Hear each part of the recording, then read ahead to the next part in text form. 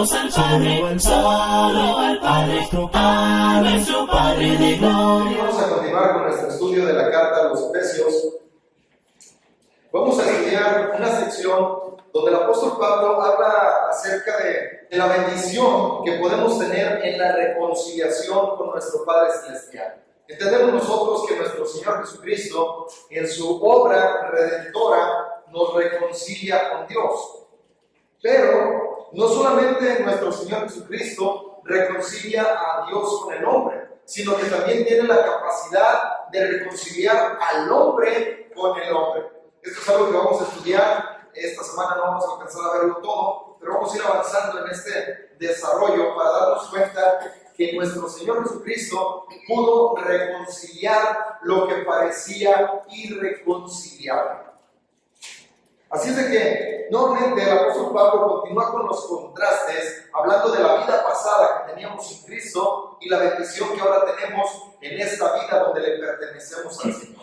Leemos allá en Efesios capítulo 2, versículo 11. Por tanto, recuerden que en otro tiempo, ustedes, los gentiles en cuanto a la carne, eran llamados incircuncisión por la llamada circuncisión hecha con mano en la carne. El apóstol Pablo dice, hablando acerca de este contraste, dice ahí, por tanto, hablando de que nosotros hemos sido perdonados, de que el perdón que tenemos no es por obras para que nadie pueda jactarse de ello, sino que es por gracia. Y dice que al mismo tiempo, una vez que fuimos salvos, una vez que fuimos perdonados por el Señor, ahora también Dios preparó de antemano obras para que andemos en ellas, para que podamos vivir de acuerdo al plan de nuestro Dios. Entonces dice, por tanto, entendiendo esto, dice, recuerden que en otro tiempo ustedes, y se refiere a la iglesia en Éfeso, donde en su gran mayoría seguramente eran gentiles. Dice, ustedes en otro tiempo, vuelve a hablar del contraste, dice, ustedes eran llamados incircuncisión. Todos los que no pertenecen al pueblo de Dios eran llamados gentiles, eran llamados paganos, eran llamados las naciones, porque no eran del pueblo de Dios. Dios era muy categórico al momento de hablar acerca de su pueblo. Ellos eran un pueblo especial, un pueblo que había sido formado por nuestro Dios, y por lo tanto todo aquel que no era parte del pueblo, que no lo reconocía como su Dios, entonces era considerado como un gentil. Por eso dice ahí que todos aquellos que estaban en esta situación de vivir como gentiles, su situación espiritual, su vida era muy mala. Realmente era una situación difícil el poder saberse de esta manera. Sin embargo, les habla el apóstol Pablo de recordar. El estar conscientes de dónde fuimos rescatados nos ayuda a poder ser agradecidos, a decir, no merecemos estar aquí, pero por gracia de Dios es que estamos dentro de este reino, pertenecemos a este cuerpo, estamos en esta familia y nosotros vivimos en una actitud de agradecimiento, de decir, nosotros no tenemos el derecho, no estamos aquí por derecho o por mérito, estamos aquí nada más por gracia. Por eso dice el apóstol Pablo, recuerden, porque el recordar de dónde fuimos rescatados nos ayuda a ser humildes, a decir, yo necesito servir, yo necesito estar aquí y mostrar esta gratitud, vivir en esta gratitud, incluso en una actitud penitente de estar nosotros recordando que somos gentiles, que fuimos rescatados, fuimos añadidos al pueblo de nuestro Dios, y esta es la bendición grandísima que tenemos, por lo cual estamos nosotros en verdad agradecidos con nuestro Padre Celestial. Debemos de recordar que éramos por naturaleza. Por naturaleza dice que éramos hijos de ira. Por naturaleza dice que éramos desobedientes, éramos rebeldes, estábamos extraviados, no teníamos nada de bueno en nuestras vidas. Dice, nosotros por naturaleza esto es lo que éramos, pero ahora por gracia somos lo que somos. Somos hijos de Dios, somos llamados, amados por el Padre, fuimos llamados a la salvación, tenemos la esperanza del cielo. Por eso dice ahí, nosotros éramos por naturaleza personas en verdad que no eran nada bueno, pero sin embargo, ahora estando en Cristo, nosotros tenemos la oportunidad de ser hechos hijos hijos de Dios. Así de que debemos de recordar de esta manera cómo es que nosotros éramos llamados. Dice ahí, y por supuesto ahorita a lo mejor no es tan notorio este asunto, porque no estamos conviviendo en ese tiempo. Dice que en ese tiempo los judíos llamaban la incircuncisión, los llamaban incircuncisos, y era un asunto de ofensa. Cuando el pueblo de Dios llamaba a alguien incircunciso, lo llamaba de una forma despectiva, diciendo: este no es parte del pueblo, este no es hijo de Dios, este no tiene por qué opinar, este no tiene por qué hablar. Era lo que el pueblo de Dios hacía. De una forma muy despectiva, trataba a los que no estaban dentro del pueblo, a los que no eran hijos de Dios o descendientes de Abraham. Por eso era esta situación. Dice: ustedes recuerden que eran llamados, los gentiles eran llamados la incircuncisión. ¿Por qué? Porque existía una circuncisión. Los judíos se sentían orgullosos de la mutilación que se hacía en el cuerpo, porque esto era una señal del pacto que Dios había hecho con Abraham. Ustedes recordarán cuando Dios habla con Abraham y hace pacto con él, donde dice: tus simientes serán benditas todas las familias. Para ese entonces dijo: vas a ser señal en tu carne. Y esto era la circuncisión que se hacía y que tuvo que hacerla Abraham y todos los de su casa, incluso su hijo Ismael, a la edad de 13 años, también fue circuncidado, porque esto era la señal del pacto, esto era lo que Dios le había dicho, y de esta manera tenían que obedecer lo que Dios decía, y eran parte del pueblo, eran parte del pacto, y por esa razón ellos se sentían muy confiados. El apóstol Pablo habla de una manera diferente. Él no está a favor de la circuncisión, como sabemos. Él habla de esto, dice: eran llamados incircuncisión por la llamada circuncisión.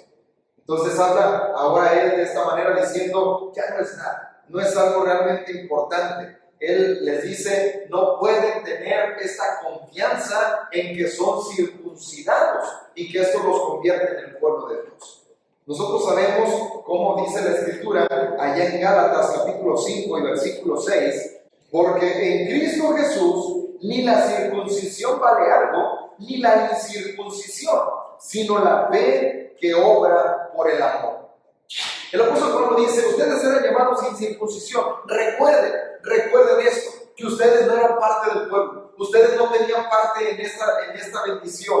Ustedes eran llamados los incircuncisos por los que estaban circuncidados. Es decir, los judíos los trataban de forma despectiva, y con toda razón, porque ellos no eran parte del pueblo, ellos no tenían la señal del pacto, y por esta razón eran llamados de esta manera.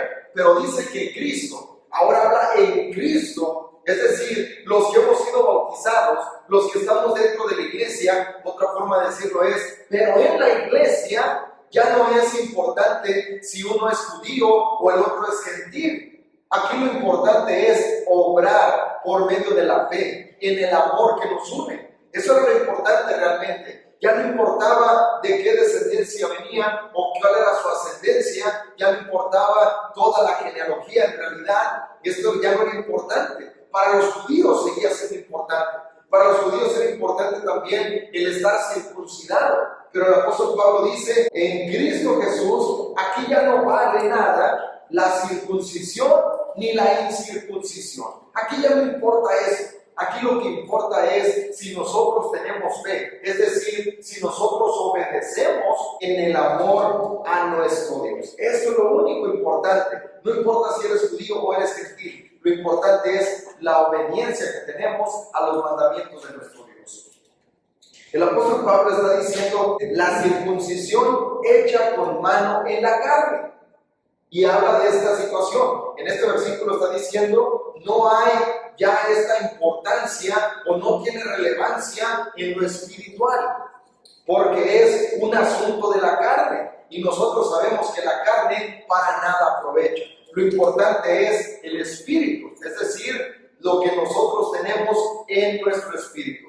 Así lo enseña allá en la carta a los Romanos capítulo 2, versículo 28 y 29. Dice, pues no es judío el que lo es exteriormente, ni es la circuncisión en la que se hace exteriormente en la carne, sino que es judío el que lo es en lo interior.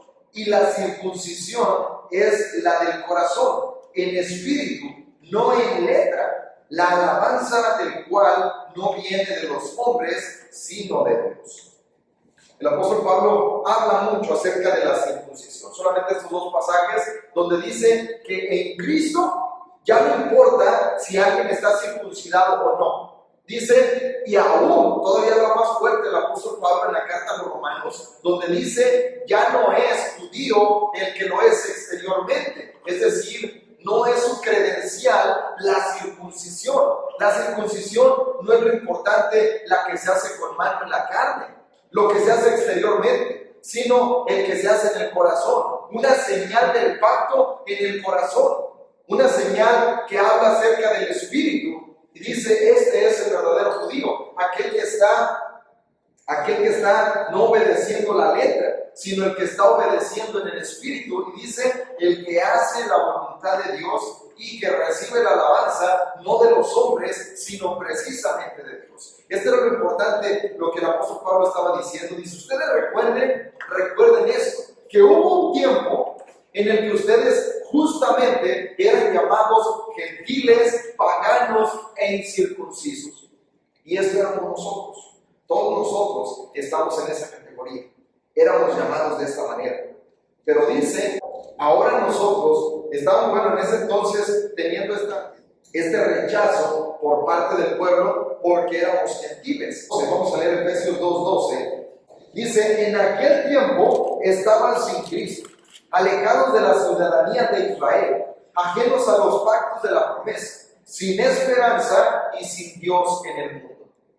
Y de verdad, es una situación triste la que nos encontramos sin Cristo. Y queremos decir esto acerca de aquellos que todavía no están en Cristo, que no han obedecido al Señor, que no han obedecido al Evangelio. Su condición es la misma que describe el apóstol Pablo en Efesios 2:12. Dice, ustedes, los gentiles en cuanto a la carne, eran llamados incircuncisión por la llamada circuncisión que se hacía con mano en la carne del hombre.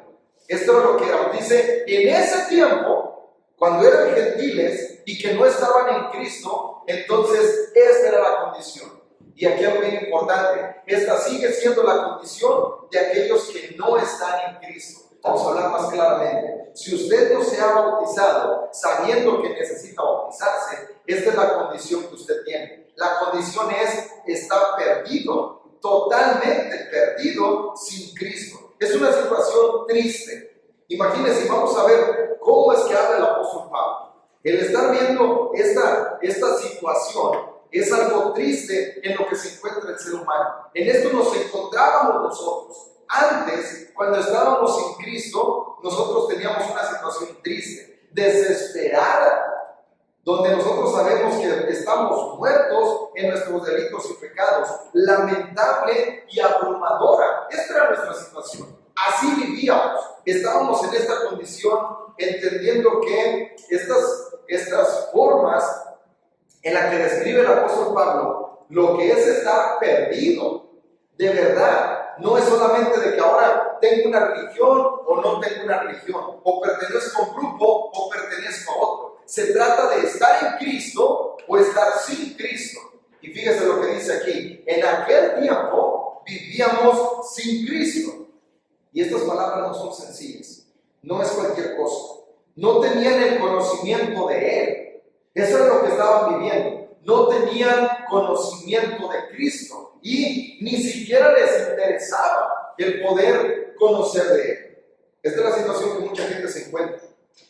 A lo mejor dice, es que yo sé quién es Cristo, pero la realidad es que no. ¿Sabe por qué? Porque si usted supiera quién es Cristo, lo obedecería.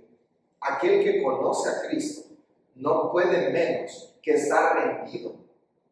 Esto es lo que ocurrió con el apóstol Pedro. Cuando se dio cuenta que tenía frente a él, no a un hombre, que no tenía frente a él a Jesús de Nazaret, el rabino que andaba por ahí por la ciudad predicando, sino que se dio cuenta que tenía frente a él al Hijo de Dios, entonces cae rendido y le dice: apártate de mí, Señor, porque soy hombre pecador. Cuando el apóstol Pablo se dio cuenta que no era Jesús, solamente Jesús el Nazareno, él había oído seguramente de la crucifixión, seguramente él había sabido lo que había ocurrido en Jerusalén, allá en el monte de la Calavera, pero resulta que cuando se da cuenta, él está persiguiendo a los seguidores de Jesús, pero se da cuenta que Jesús no es solamente Jesús de Nazaret, sino que es el Hijo de Dios. Entonces él cae rendido y dice: ¿qué quieres que yo haga? Por eso decimos, esta es la situación que se encuentra todo aquel que no está sirviendo al Señor, todo aquel que no quiere ser cristiano auténticamente. Esta es la situación, no sabe quién es Cristo, no conoce a Cristo y no le interesa conocer a Cristo. Esto es lo que nosotros hoy podemos agradecer, y no como jactarnos, sino saber que nosotros hemos podido entender quién es Cristo y le hemos obedecido y estamos sirviéndole. Y esta es la urgencia por la cual debemos ir y predicar y decirles: conoce al Señor, porque todavía no lo conocen. Aún muchos pueden formar parte de un grupo religioso y todavía no conocer quién es Cristo. Esa es la razón por la que nosotros debemos ir y predicar, debemos de anunciarles, debemos de incomodarlos y decirles: no estás en Cristo todavía, y tu condición es que estás viviendo sin Cristo. Ya hemos estudiado que todo, absolutamente todo, está en Cristo. Cualquier cosa, todas las bendiciones espirituales están en Cristo, absolutamente. Y fuera de Cristo no hay nada, absolutamente nada hay. No hay bendiciones espirituales. Puede decir: es que yo no voy a una iglesia. Puede alguien decir: yo no formo parte de un grupo religioso. ¿Y sabes qué? Tengo mi casa, y tengo mi camioneta, y tengo mi carro de motor chico, y me voy de vacaciones cada año, y estoy disfrutando de la vida. Estoy bendecido por Dios. Tengo un matrimonio sólido y estable. Tengo hijos que son reverentes. Tengo hijos que están obedeciéndome, que son buenos muchachos. Bueno, el asunto es que Dios hace salir el sol sobre buenos y malos, y hace llover sobre justos e injustos. Pero las bendiciones espirituales dice que solamente están en Cristo. Fuera de Cristo no hay nada. Dice que nosotros no tenemos luz si no tenemos a Cristo. Él es la luz que alumbra. Él es la luz que nos muestra qué es la verdad. Pero los hombres aman más las tinieblas que la luz, y no vienen a la luz para que sus obras no sean reprendidas. No tienen paz, porque solamente la paz para con Dios, la paz para con nosotros y la paz para con el semejante es posible a través de nuestro Señor Jesucristo. No hay seguridad y no tiene ninguna esperanza después de esta vida. Esta es la situación que están viviendo sin Cristo. Pero dice el apóstol Pablo también, dice: en aquel tiempo ustedes estaban sin Cristo, estaban alejados de la ciudadanía de Israel. Y esto es algo de veras importante. ¿Saben por qué? Porque Dios, el único Dios verdadero, no era Dios de todas las naciones, era Dios de los israelitas. Ahí se le adoraba, ahí se le servía, ahí estaba su templo, ahí estaba su presencia. Entonces dice: en aquel tiempo ustedes estaban alejados, estaban lejos de la ciudadanía de Israel. Solamente los israelitas eran considerados pueblo, y los demás eran pueblos paganos, eran incircuncisos, eran gentiles, así se les llamaba. Dice: en aquel tiempo vivían ajenos a los pactos de la promesa. Y esto también es algo importante, porque ellos no conocían el pacto hecho con Abraham. Ellos no sabían de aquel pacto que Dios hizo con Abraham, diciéndole: en tus simientes serán benditas todas las familias. Ellos no tenían las promesas que incluían ese pacto. No tenían eso. Solamente los judíos eran los que podían disfrutar del pacto que había hecho Abraham con Dios, o Dios con Abraham, y también podían disfrutar de las promesas. Dice: estaban ajenos, ni siquiera sabían de la herencia que tenían en Cristo. No había nada para ellos. Y dice ahí, estaban sin esperanza. Y aquí tenemos que detenernos un poquito. El ser humano tiene mucha esperanza, mucha esperanza, pero sus esperanzas no están basadas en algo real. Por ejemplo, tan solo de la esperanza que tienen. Muchas personas tienen la esperanza de la reencarnación y dicen, yo voy a reencarnar cuando yo muera. ¿Basado en qué? En algunos conocimientos y diciendo es que hay reencarnación y hay otras vidas y tantas otras cosas, que no hay algo comprobable en lo que puedan ellos decir. Bueno, a lo mejor tienen la esperanza de que seres extraterrestres puedan tomarlos, puedan abducirlos y puedan después darle la oportunidad de vivir en otro lugar, o a lo mejor restaurar aquí la tierra. Hay muchas cosas en las que la gente tiene esperanza, pero ¿basado en qué? No tienen una fuente en la que se puedan basar. Confían y tienen esperanza en su moralidad, en decir es que yo soy bueno, yo me porto bien, yo soy una persona justa, que pago mis impuestos, que no le hago mal a nadie, no me meto con los vecinos, no estoy criticando a nadie, soy una persona recta y justa. Bueno, tienen confianza en su moralidad y piensan, cuando llegue delante de Dios, Él va a pesar lo bueno y lo malo, y a lo mejor dentro de lo malo, pues a lo mejor se dicen maldiciones, o a lo mejor cualquier otra cosa que esté pensando, cualquier otra cosa que diga, bueno, hay cosas buenas y cosas malas en mí. Y la gente tiene confianza en que lo moral, lo bueno, va a pesar más sobre lo malo. Entonces, si pesa más lo bueno sobre lo malo, van a pasar al cielo. Pero no hay nada en lo que ellos puedan sustentar esta creencia. Lo creen fervientemente y dicen, yo soy bueno y por eso voy a ir al cielo. O incluso sus familiares dicen, fue una persona muy buena y ya está en el cielo. El Señor la tenga en su gloria. ¿Basado en qué? También puede tener confianza en su religiosidad. Es decir, yo asisto a la iglesia, estoy congregándome ahí, a la iglesia que usted quiera, o está en la religiosidad que usted quiera, sea budismo o sea cualquier otro tipo de religión, y dicen, confío en que estoy haciendo las cosas bien, estoy dentro de la iglesia todo el tiempo. Después de eso vivo mi vida como yo quiera, pero estoy ahí todo el tiempo, confiando en su religiosidad, pensando que por estar acumulando horas de servicio en la iglesia, al momento de la adoración, con esto va a ser suficiente. Todavía vamos más allá. Hay quienes confían en su propio conocimiento y se envanecen en su conocimiento pensando que su conocimiento los va a salvar. Y esto nos lleva a lo siguiente que habla el apóstol Pablo, donde dice, sin Dios. Viven sin Dios. De ahí viene la palabra ateos, es sin Dios. La palabra ateo es así. El prefijo a es sin y teos, Dios. Viven sin Dios. Y no solamente una persona que no cree en Dios. Literalmente es una persona que no tiene a Dios, que vive sin tener a Dios en su vida. Su presencia no está en su vida. Imagínese usted lo triste que es esto. Solamente aquellos que podemos saber la existencia de Dios, que podemos comprobar su existencia en todas las cosas que vemos y podemos tener su presencia en nuestras vidas, podemos saber lo difícil que es no tener a Dios en nuestras vidas. Imagínese usted,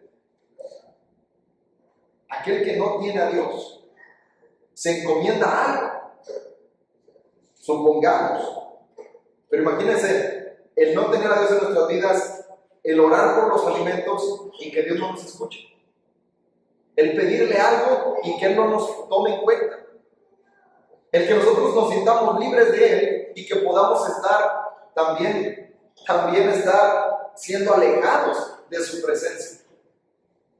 Solamente aquellos que han disfrutado la presencia de Dios pueden decir como el rey David, no me largues de tu presencia. Pueden decir como otros salmistas que escribían lo duro que es estar lejos de Dios.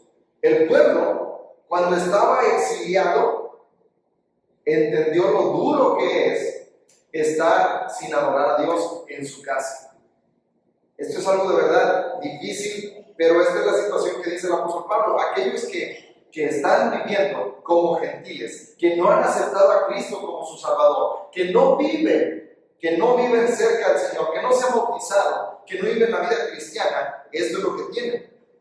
Ellos, en realidad, toda esta situación de no tener a Cristo, no tener la ciudadanía de Israel, no estar conociendo los pactos de la promesa, no tener esperanza y no tener Dios, esto es lo que los lleva a vivir de una vida libre. Y piensan de alguna manera, es más inteligente vivir de esta forma, porque están viviendo como si Dios no existiera. Viven como si en realidad Dios no existiera, entregados a sus propios deseos y a sus propósitos, pensando no hay nada después de la muerte. Es solamente esta vida, vamos a disfrutarla, vamos a vivirla, procura hacer lo bueno, procura portarte bien. Y aquí viene la contradicción. ¿Por qué portarse bien? Y dice, bueno, pues por humanismo. Pero ¿quién puso esto bueno en nosotros? Esta es la situación, donde de alguna manera estamos nosotros entendiendo esto. Piensan que vivir como si Dios no existiera, entregado de esta manera a sus propios pensamientos, a sus propios deseos, en una franca rebeldía contra Dios, entonces llenos de soberbia y creyendo que son mejores porque tienen un conocimiento que los hace libres de la opresión religiosa, libres de que la religión te esté imponiendo un Dios que te dice pórtate de tal o cual manera, vístete de tal o cual manera, y dicen yo no tengo que sujetarme a una religión, no tengo que sujetarme a un Dios porque para mí Dios no existe y viven libres de Dios. ¿Pero qué creen? Como bien lo decía una persona hace tiempo, supongamos que Dios no existiera. ¿Qué pierde el cristiano? No pierde nada. Supongamos que Dios no existiera. El cristiano no pierde nada porque la vida que lleva, basada en lo que la Biblia dice, una vida donde tiene un matrimonio, donde la esposa respeta al marido, donde el marido ama a la esposa, donde los hijos honran a los padres y los padres crían a los hijos en disciplina y amonestación del Señor, donde trabaja de una manera fiel al patrón, como sirviendo a Dios, no roba al patrón, está cumpliendo con su trabajo, está haciendo todo de una manera correcta. ¿Qué pierde? No pierde nada. Pero si Dios existe, aquellos que viven sin Dios, ¿qué pierden? No pierden todo. Desperdiciaron su vida creyendo que Dios no existe, viviendo como si Dios no existiera, pensando que no tienen que rendirle cuentas, pero cuando estén delante de la presencia de Dios, entonces se darán cuenta que todo lo que decía la Biblia era verdad y que no era solamente una fantasía. Y que todo el conocimiento, los sociólogos, psicólogos, los pensadores, filosofía y tantas cosas que el hombre piensa que es mejor que la religión, entonces se dará cuenta que no era nada delante de Dios. Esta es la triste realidad de vivir sin Dios. Por eso decía el apóstol Pablo, dice, en aquel tiempo esta era la condición. Versículo 13 dice, Efesios 2:13. Pero ahora, en Cristo Jesús, ustedes que en otro tiempo estaban lejos, han sido hechos cercanos por la sangre de Cristo. Vuelve a ser el contraste. Haciendo el resumen, el apóstol Pablo dice, recuerden, en ese tiempo, ustedes eran gentiles y seguían siendo gentiles. Eran llamados sin circuncisión por la llamada circuncisión. En ese tiempo, su condición espiritual era totalmente perdidos. Dice, pero ahora, continuando con ese contraste, pero ahora en Cristo, ahora estando en esta condición, ahora en Cristo Jesús, ustedes, los gentiles, que en otro tiempo estaban lejos de la ciudadanía de Israel, ajenos a los pactos de la promesa, que no tenían esperanza, no tenían Dios, no tenían a Cristo, dice, ustedes ahora han sido hechos cercanos. Y aquí es algo bien importante. La situación la situación de los gentiles cambió, de nosotros los gentiles cambió por la sangre de nuestro Señor Jesucristo. Aquí es algo bien importante y tiene que ver con el Antiguo Testamento. Fíjense, en el Antiguo Testamento, los judíos, ellos se podían sentir cerca de Dios por la razón de que Dios los visitaba. Y había un artefacto en el templo que los hacía saber que Dios estaba allí. Este era el arca. El arca era la presencia de Dios. Entonces, en el arca había una superficie que se llamaba el propiciatorio.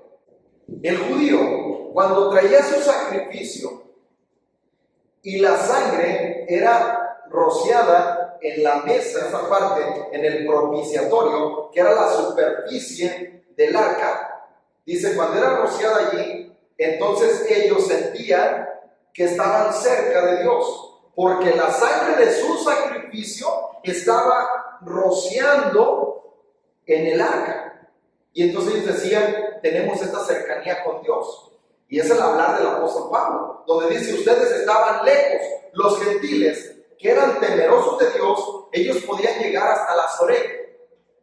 La Soré era la barda perimetral, una barda no muy alta, de algunos 40, 50 centímetros.